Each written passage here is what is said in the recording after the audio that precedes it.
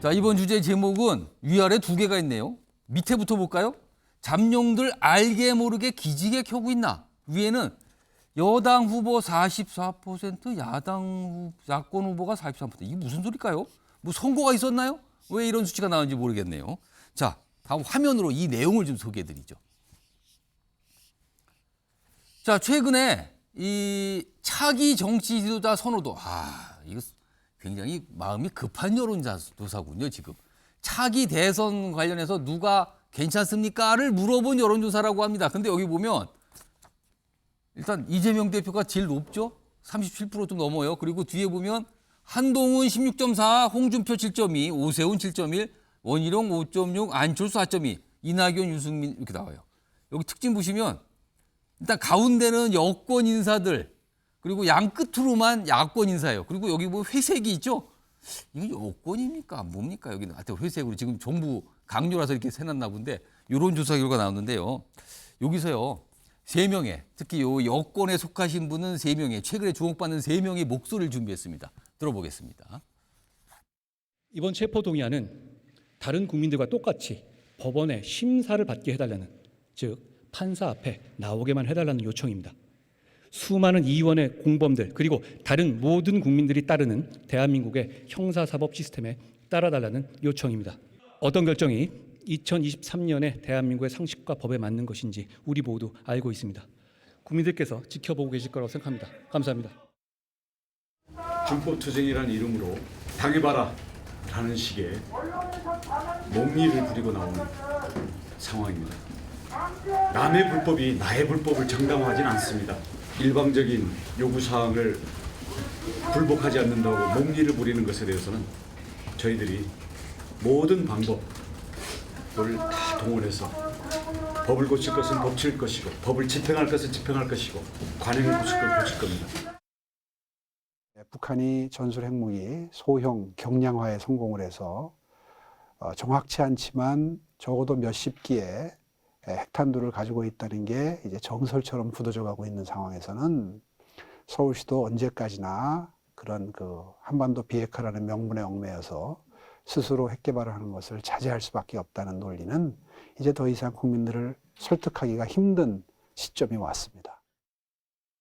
영상이 나가는 동안 패널 분 4분께 질문을 드렸어요. 지금 차기 지도자로 꼽히는 이 여론조사에 물망에 오른 이 이름 가운데 나는 이 인물의 장래가 가장 궁금하다. 한 분씩 꼽아달라고 그랬거든요. 자, 김연아 전 의원님, 한동훈이라고 썼습니다. 이유 좀 얘기해 주시죠.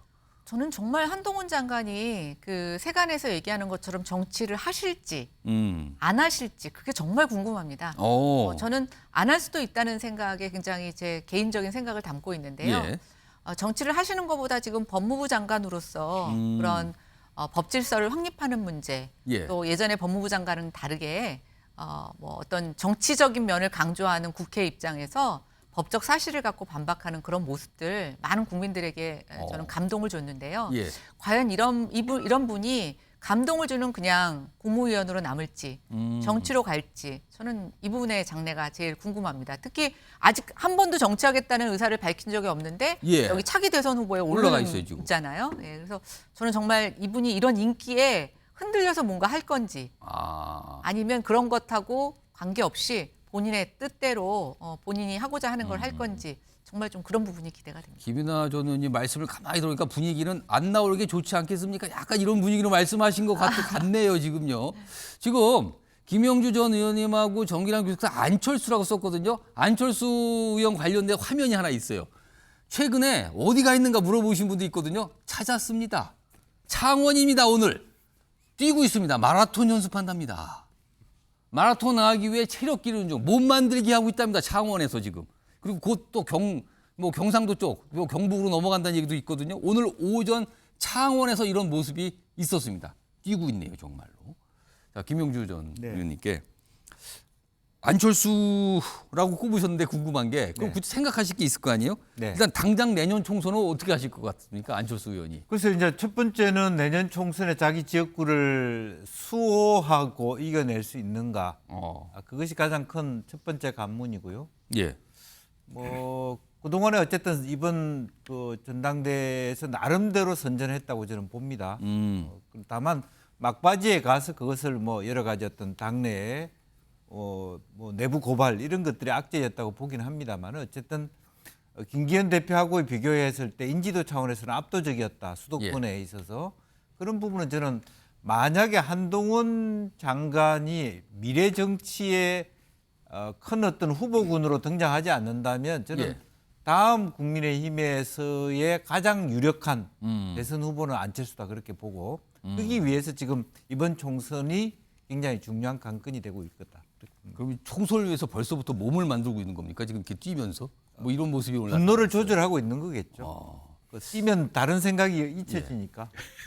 지금 또 정기랑 교수님 있는데 우선 신지호 전 의원님은 차기 주자 중에서 골라달라고 했는데 윤석열 대통령 이름을 써놨어요. 이거 왜 그러셨습니까? 지금 저 취임 1년도 안 됐는데 차기 주자 얘기하는 게 저는 의미가 전혀 없다. 아까 제가 여론조사가 너무 성급한 거 아니냐 그 말씀을 그리고 드렸는데. 뭐 여론조사는 자유니까요. 우리 뭐 언론이 하고 싶으면 예. 하는 건데 좀 저 이렇게 5년 임기 대통령인데 1년도 안 돼가지고 벌써부터? 막 이거 가지고 여론조사하고 이거 가지고 토론하자고 그런 건 저는 정상은 아니라고 봅니다. 아 이거 근데 지금 이걸 그 질문을 거부하셨네요 지금. 근데 제가 이거는 말씀드릴 수 예. 있어요.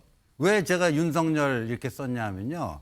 이제까지 저 87년 이후에 정권 재창출에 성공한 정권을 보면요. 일단 그 현직 대통령이 어느 정도 집권 후반기에 지지율을 유지해야 됩니다. 예. 일정한 정도. 그게 필요 조건이에요. 충분 조건은 뭐냐면 그 현직 대통령과 어느 정도 케미를 맞출 수 있는 그 집권 여당 후보. 예. 이게 필요 충분 조건이에요. 그러니까 이 윤석열 대통령이 어느 정도 후반기에 예. 안정적인 지지 기반 구축해야지 저는 뭐 그 다음 주자도 정권 재창출도 가능하다. 예. 그런 의미에서 썼습니다. 정기랑 교수님께서는요 뭐 안철수 쓰셨는데 뭐 그거 포함해서 요걸 좀 설명해 주세요. 지금 아까 봤던 이 여론조사 결과를 조금 더 분류를 하면은 여권으로 간주되시는 분의 합이 44예요. 야권으로 간주되신 분이 43 비슷합니다. 그런데 야권은 한 인물에 편중돼 있어요. 반면에 여권은 분산돼 있습니다.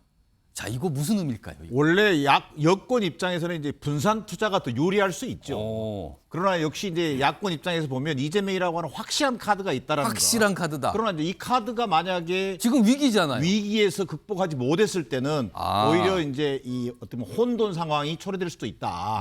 소위 백가쟁명처럼 군웅할거 시대가 올 수도 있다. 예. 이런 것을 보여주는 저는 여론조사 지표라고 보여집니다. 저는 이제 신조 의원님 말씀에 어느 정도 동의를 합니다. 이 시점에서 차기주자 선호도 조사 정말 의미 없는 일이다. 자, 저는 용산 대통령실에 보면 예. 대통령실에서 본다면 예. 어찌 보면 괘씸죄에 해당할 수도 있다. 도대체 뭐 하는 겁니까? 이렇게 나올 수 있다 2년 이거죠. 차에 무슨 차기 정치 지도자 선호도냐? 저는 이럴 수 있다고 보여집니다만 예. 자, 저는 여기에 안철수라고 예. 썼습니다. 안철수 후보를 쓴 이유는 예. 제가 안철수를 지지해서가 아니라 이렇게 쓰면 또 시청자들이 예, 제가 예. 안철수 지지자라고 그래요. 예. 그런 건 아니고 오히려 이 정치인은 벌써 13년 차입니다. 자, 무소속에서 시작해서 민주당, 중도 보수정당, 이제 국민의힘까지 왔습니다. 이제 안철수는 뿌리 내려야 합니다. 그런 의미에서 관심 있게 지켜보고 있는 주자일 뿐입니다. 뿌리 언제 내리나 그게 궁금해서 쓰셨군요. 이름을요. 도대체 뿌리를 언제 내리나 이게 가장 궁금하셨답니다. 알겠습니다.